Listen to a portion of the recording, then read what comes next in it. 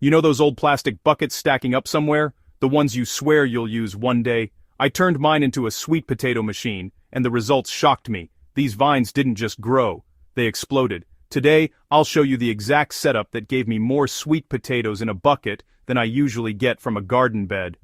Let's decode the soil. Step 1. Picking the right bucket. Any old 520-liter bucket works, even cracked ones, as long as roots can't spill out the sides. Drill drainage holes on the bottom. No holes means drowned tubers, and rotten surprises at harvest. Set it on bricks or anything that lets excess water escape. Sweet potatoes hate soggy feet. Tubers need room to swell. Tight soil, acres, skinny potatoes. Here's the mix. 50% compost or rich topsoil. 25% coconut coir or peat. 25% perlite, rice hulls, or shredded leaves.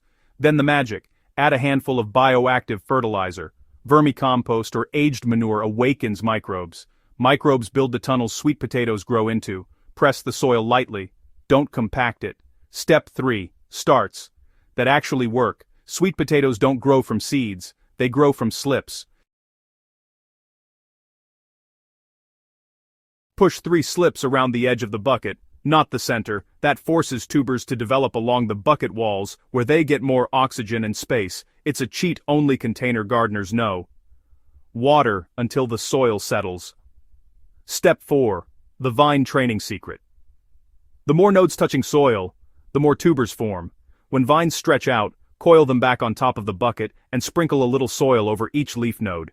Each one becomes a root system, and fuel for bigger potatoes below. This is how farmers get yield. We're just doing it mini size. Step 5. The check-in.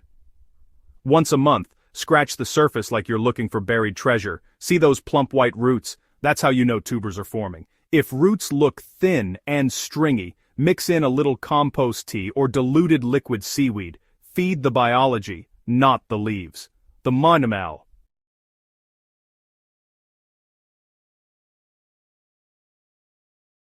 Buckets, just buckets. And yet, this harvest impressed me more than my in-ground rows. You don't need land, you just need containers with purpose. Try this with 1 bucket first, but don't blame me when your entire patio turns into a sweet potato jungle. Like, share, and subscribe if you want more soil-smart ways to grow real food in small spaces.